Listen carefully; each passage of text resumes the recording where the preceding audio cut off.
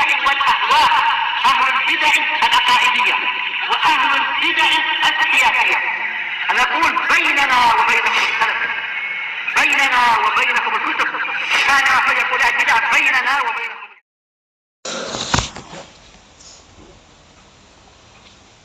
Bismillahirrahmanirrahim.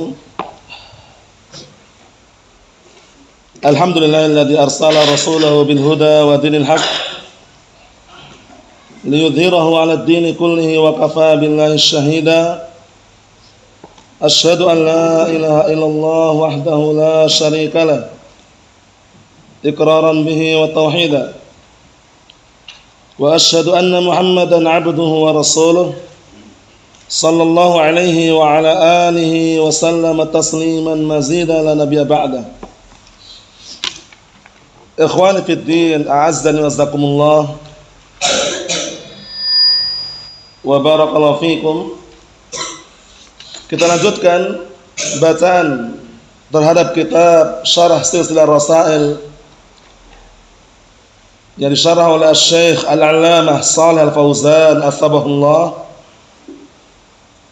Sekarang kita akan masuki pembahasan yang berikutnya dari 6 pelajaran penting seputar sirah an-nabawiyah. Kita baca kalamnya al-Imam al-Mujaddid Syekh Muhammad bin Abdul Wahhab rahmatullahi alaih. Disimak yang atas itu matannya. Qala al-Imam al-Mujaddid Syekh Muhammad bin Abdul Wahhab rahmatullahi alaih, al-mawdi'ur rabi'. Kisah yang keempat. Kisah yang keempat disimak di situ kitabnya. Qissatu Abi Thalib. Kisah Abu Thalib. Sudah dilewati berkali-kali. Kisah Abu Thalib adalah seputar hidayah. Seputar apa? Hidayah. Bahwasanya hidayah terbagi menjadi 2. Hidayah taufik, hidayah ad-dalalah wal irsyad. Hidayah taufik itu hanya dimiliki oleh Allah Subhanahu wa taala. Sedangkan hidayah ad-dalalah wal irsyad, membimbing, mengarahkan, mengajak kepada perkara yang baik, itu semua orang pun yang berilmu bisa memilikinya.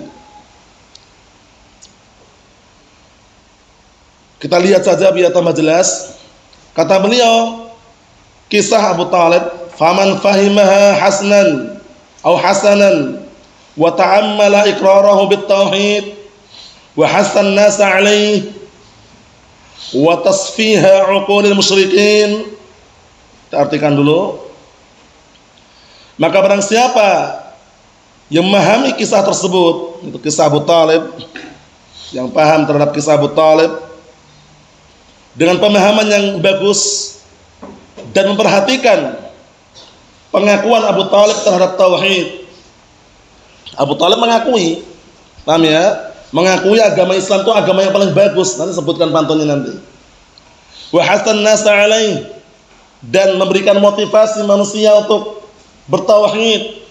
Wa tasfiha uqul musyrikin, dan menganggap dungunya, menganggap bodohnya akal-akal orang musyrikin.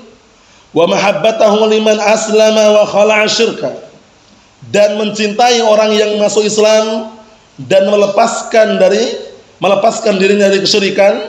Summa badala umrahu wa malahu wa auladahu wa ashiratahu fi nusrati Rasulillah SAW ila an mat. Kemudian orang tersebut menggunakan usianya, mencurahkan usianya, badala mencurahkan usianya, wa malah dan hartanya, wa auladah dan anak-anaknya, wa ashiratah dan keluarganya. Mencurahkan untuk apa? Untuk menolong Rasulullah SAW sampai dia mati. Nah, sampai di situ belum ada jawabannya. Jawabannya nanti, karena pasti panjang. Nanti ada jawabannya. Itu semuanya belum bisa masuk dalam Islam. Kalau cuma ngaku itu, tapi nggak ngamalkan. Abu Thalib ngakui agama Islam agama nomor 1, agama yang paling bagus, agama yang luar biasa. Tapi pengakuan Abu Thalib tidak terima karena dia nggak masuk Islam. Paham ya? Jadi ini kita baca sampai situ belum ada jawabannya. Paham ya? Karena apa? Karena mannya man syartiyah. Man syartiyah itu kalau dalam ilmu bahasa Arab butuh jawaban. Jawabannya mana? Nanti. Jawabannya lam yasir musliman. Itu semuanya belum menjadikan apa? Seseorang masuk dalam agama Islam. Yakin agama Islam nomor satu. Yakin tauhid itu adalah yang nomor satu. Menolong manusia, menolong Rasulullah SAW. Tapi apa? Tidak mengamalkannya. Cuman mengakui itu ikrar saja. Itu belum bisa masukkan. Paham ya? Belum bisa masukkan pelakunya ke dalam agama Islam. Kita baca syarahnya. Qala asy-syarihu Asy-Syaikh Shalal Fauzan asbahullah, istimak baik-baik. Abu Talib ammur Rasul alaihi salatu wassalam. Abu Talib adalah pamannya Rasulullah SAW. Namanya siapa namanya? Abu Talib ini sudah kita lewati berkali-kali. Barakallahu fiik. Siapa namanya Abu Talib? Naam, antum barakallahu fiik. Hasan Abdul Manaf. Hasan Abdul Manaf. Enggak usah pakai al, enggak usah Abdul Manaf, Abdul Manaf.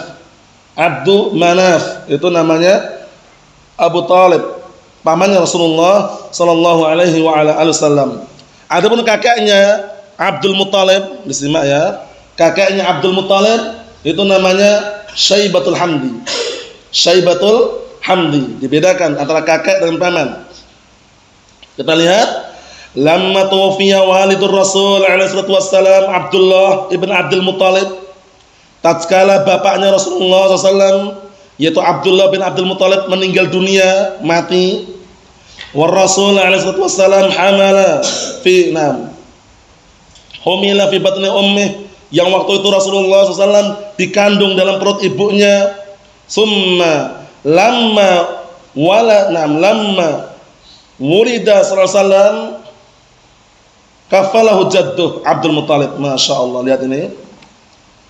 Jadi tatkala bapaknya Rasulullah SAW meninggal, yaitu Abdullah bin Abdul Muthalib, waktu itu Rasulullah SAW masih berada di perut ibunya.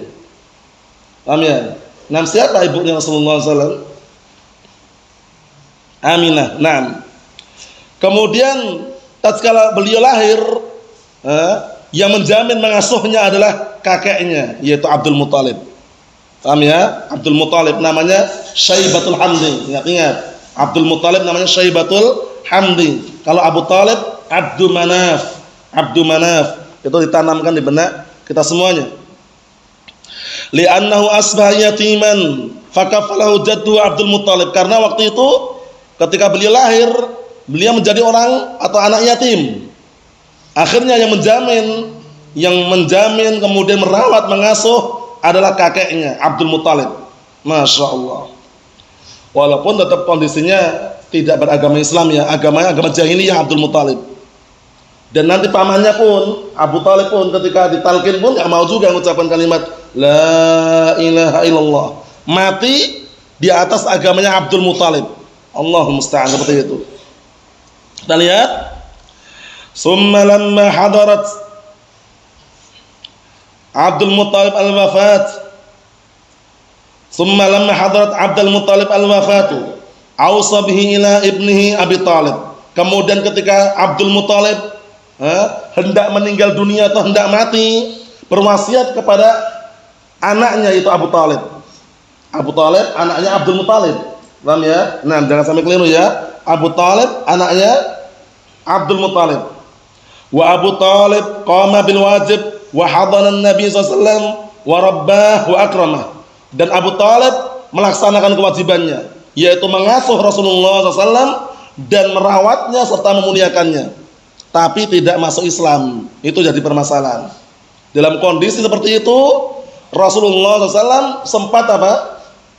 Berharap semoga diampuni Abu Talib. Paham ya? Nah, sempat memintakan apa? Ingin memintakan ampunan untuk pamannya Abu Talib, tapi nggak dikasih izin oleh Allah Subhanahu Wa Taala. Paham ya? Allah Taala tidak mengizinkan, karena nggak boleh seseorang memintakan ampunan buat orang musyrikin, orang kafir, walaupun orang tua sendiri. Walaupun orang tua sendiri nggak boleh. Nah, barakallahu fiik, kita misalkan mendoakan agar dapat ampunan, dapat rahmat, dapat kemuliaan, nggak bisa. Doakan dulu dapat hidayah kalau masih kafir. Itu nomor satu, hidayah dulu. Bisa dipahami ya? Karena semua kebaikannya nggak diterima. Semuanya hanya ditunaikan di dunia orang kafir itu. Sehingga nggak boleh mendoakan apa? Nah, barakallahu fiik, dengan apa? Dengan ampunan atau yang semisalnya. mendoakannya hidayah terlebih dahulu. Kita lihat aja biar tambah jelas. Summa lamma ba'athahu Allah rasulan ila alamin. Kemudian tatkala Allah Ta'ala telah mengutus Rasulnya kepada alam semesta. Siapa ini maksudnya? Rasulullah SAW. Qama ma'ahu yahmih wa yudafi anhu. Lihat ini, Abu Talib berjalan, berdiri bersama Rasulullah SAW, menjaga beliau dan membela beliau. Lihat ini, membela, menjaga Rasulullah SAW. Tapi dalam kondisi seperti itu, ternyata apa? Dia termasuk penduduk neraka, waliyadzubillah. Walaupun adabnya paling ringan, tapi kekal. Yaitu apa? Berdiri di atas bara api hingga otaknya mendidih. Itu paling ringannya sudah. Siksaan penduduk neraka, waliyadzubillah. Walaqiyal adza min Quraisy fi sabili himayat da'watir Rasul sallallahu alaihi wasallam wa difa'an. Lihat ini. Dan Abu Talib menjumpai gangguan dari orang-orang kufar Quraisy di dalam apa? Perjalanan penjagaan dakwah Rasulullah SAW, wa difa'an, dan juga apa? Pembelaan beliau terhadap Rasul, pembelaan apa? Abu Talib kepada beliau alaihi wassalam. Jadi tetap ada gangguan. Tapi orang-orang kufar Quraisy enggak bisa apa-apa. Karena Abu Talib ini di mata orang-orang kufar Quraisy orang terpandang, orang punya kedudukan, sehingga walaupun membela Rasulullah alaihi wassalam, orang kufar Quraisy enggak bisa apa-apa. Paham ya? Enggak bisa istilahnya apa? Mengganggu atau semisalnya. Wa 'arrada nafsahu lil khatar wal maja'ah. Lihat ini. Dan bahkan Abu Talib sendiri ketika membela Rasulullah alaihi wassalam, sampai-sampai dia menyodorkan dirinya, disimak kitabnya itu, menyodorkan dirinya untuk sesuatu yang berbahaya, dan juga bahkan siap untuk lapar.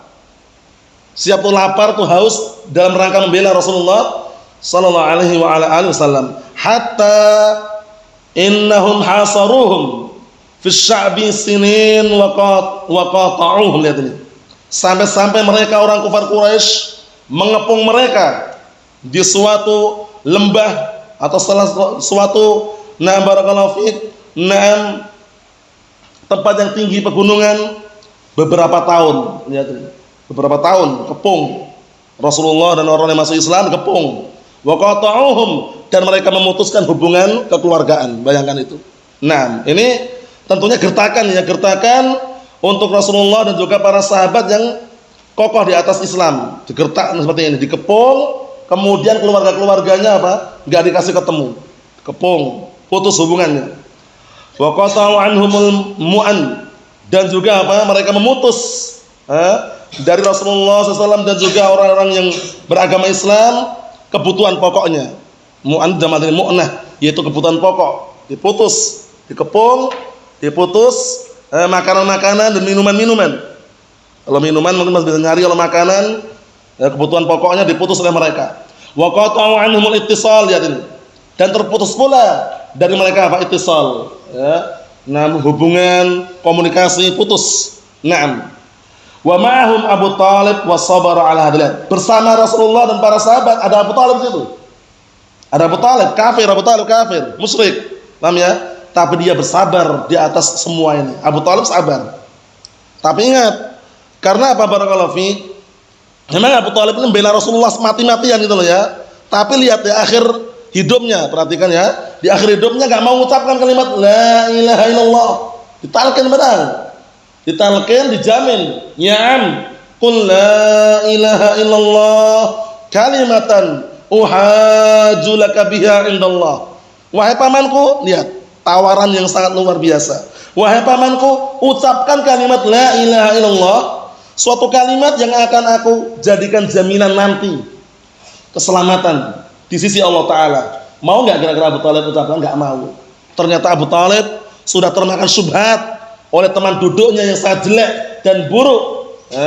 Ketika ditalkin, di sebelahnya Abu Talib ada dua orang, dua orang oknum, orang kafir, orang musyrik, misi-misi. Atarghabu an millati Abdul Muthalib?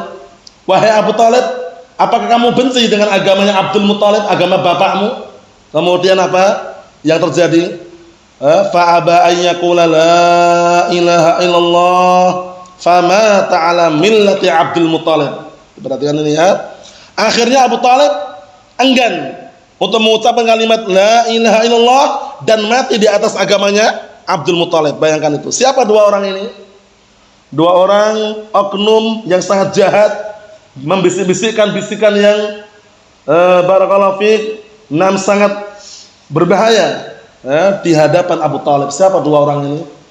Antum? Abu Jahal satunya, Abdullah bin Abi Umayyah. Ahsan. Dua orang ini ya, Abu Jahal sama Abdullah bin Abi Umayyah. Nah, akhirnya Abu Talib pun enggak mau mengucapkan kalimat la ilaha illallah. Mati di atas agamanya Abdul Muthalib. Mendapatkan siksaan yang paling ringan. Paham ya? Nah, barakallahu fiik. Yaitu apa? Berdiri di atas bara api hingga otaknya mendidih. Tapi kekal abadi ya. Itu syafaat Rasulullah yang diberikan kepada Abu Talib, bukan syafaat mengentaskan dari adab, bukan, hanya memperingan. Jangan sampai salah paham. Katanya orang kafir nggak dapat syafaat. Buktinya Abu Talib pamannya dapat syafaat. Kita katakan syafaat di situ bukan untuk mengentaskan dari adab, tapi hanya memperingan adab. Itu pun yang paling ringan, ngeri kan? Berdiri di atas bara api hingga otaknya mendidih, ngeri atau tidak? Ngeri. Itu kekal loh ya, kekal abadi selama-lamanya Abu Talib mendapatkan siksaan tersebut. Naam, kita lihat. Wa kana yamdah dinar Rasul alaihi salatu wassalam. Wa yaqul, lihat ini. Ini pantunnya yang sering dinukilkan oleh para ulama. Pantun yang berisikan pengakuan Abu Talib bahwasanya agama Islam itu agama nomor 1. Kita lihat. Wa laqad alimtu bi anna dina Muhammadin min khairi adyanil bariyati dina. Dan sungguh aku telah tahu, yakin bahwasanya agama Muhammad itu sebaik-baik agama untuk manusia sebagai agama. Ngakui. Abu Talib mengaku. Agama Muhammad agama Islam kan? Mengakui Abu Talib, lihat ini. Wa laqad alimtu bi anna dina Muhammadin min khairi adyanil bariyati dina. Laulal malamatu aw hadar masabbatin la ra'aitani samhan bidzaka mubina. Lihat ini. Kalaulah seandainya bukan karena takut celaan, bukan karena takut ditahdir, diperingatkan dan cacian dari kaumku, niscaya engkau akan menyaksikan aku menerima agama tersebut. Bayangkan itu. Samhan, lapang untuk menerimanya. Nah, ternyata Abu Talib gak mau masuk Islam sebabnya takut celaan, takut cacian, takut makian, takut direndahkan di mata orang-orang kafir Quraisy. Ini sebabnya. Asabiyah, fanatik. Paham ya? Nah, gak mau masuk agama Islam. Laulal malamatu aw hadar masabbatin la ra'aitani samhan bidzaka mubina.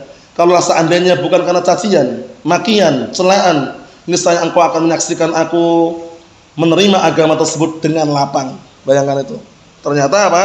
Ada faktor yang dia takutkan, yaitu apa? Takut kalau dibenci kaumnya. Takut kalau benci orang-orang kafir Quraisy, dimusuhi, takut dia. Wa fi lamiyatihil masyhurah at-tawilah allati awradaha Ibnu Katsir fil bidayah wa nihayah.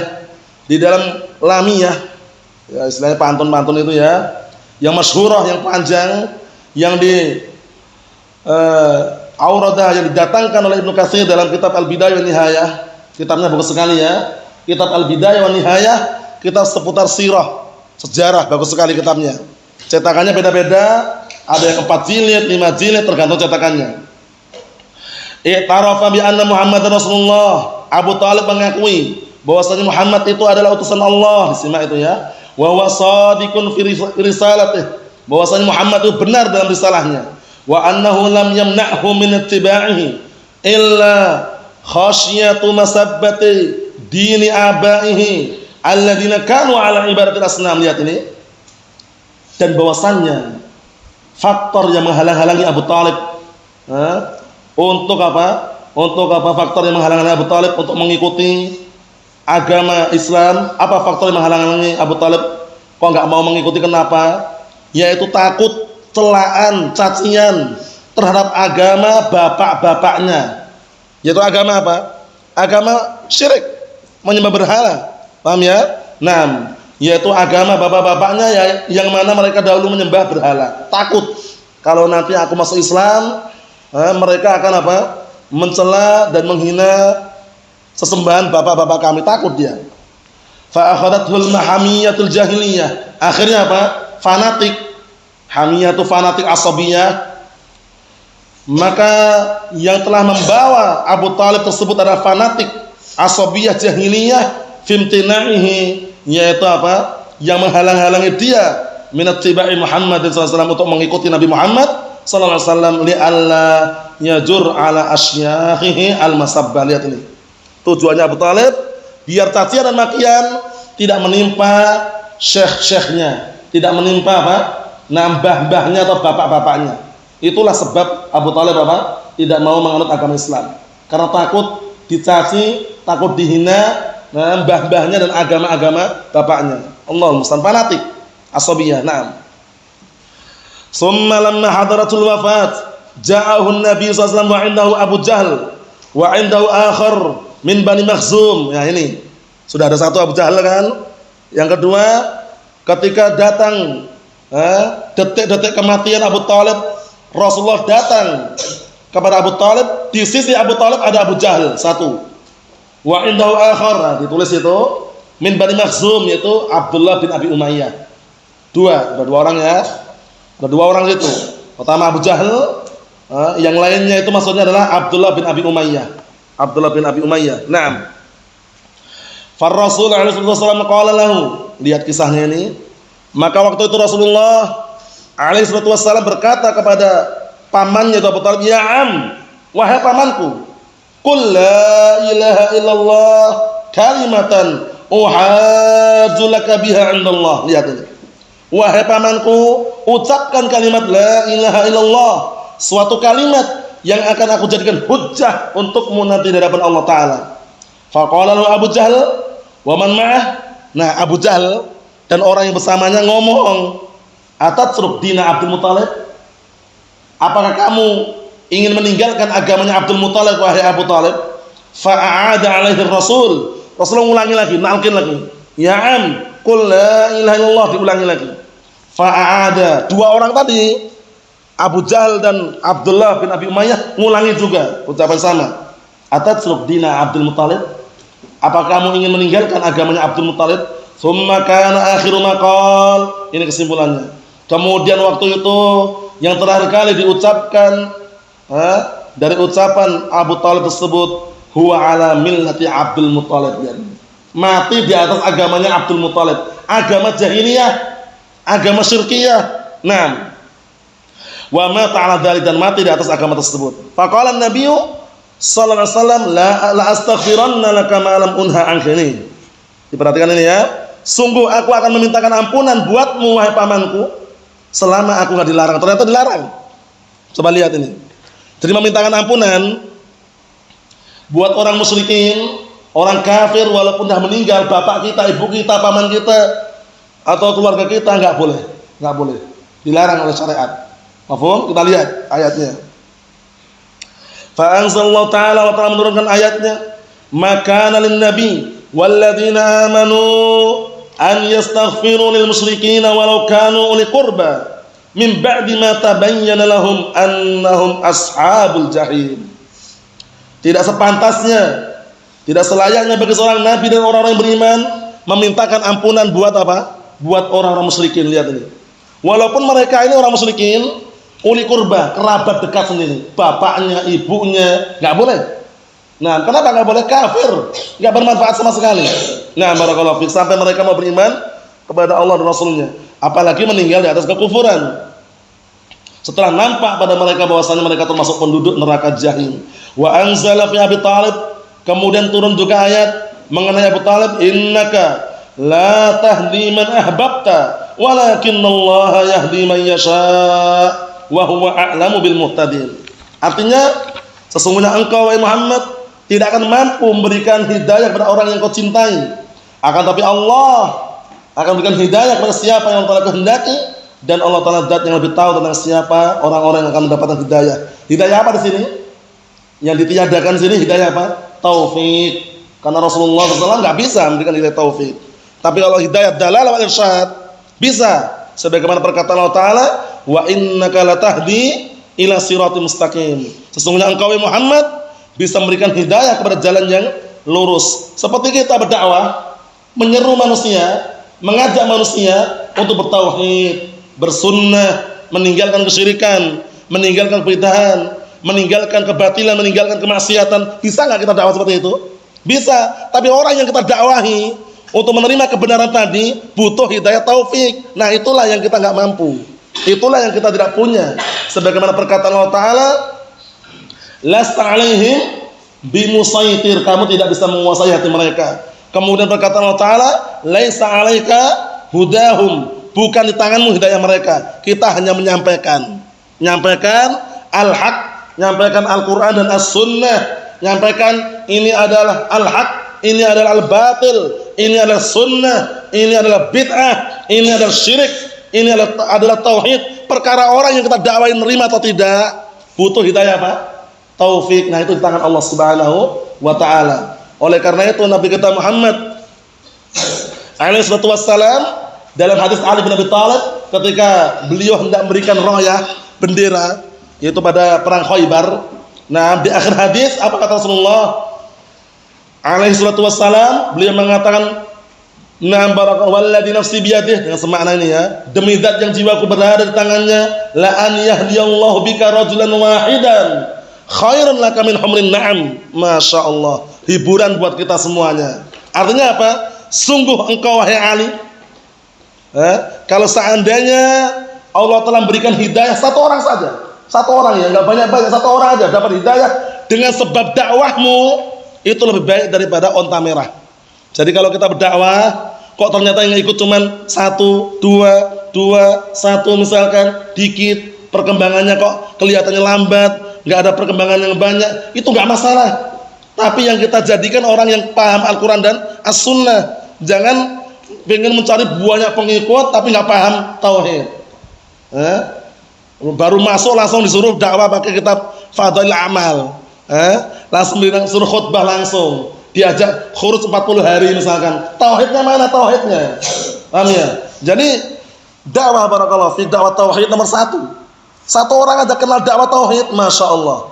Nah, barakallahu fi, itu sebagai motivasi untuk kita semuanya dalam berdakwah. Kita tidak bisa menguasai hati manusia, hanya bisa menyampaikan, mengarahkan, membimbing. Perkara dia nerima atau tidak, itu membutuhkan hidayah taufik, yang mana hidayah taufik di tangan siapa?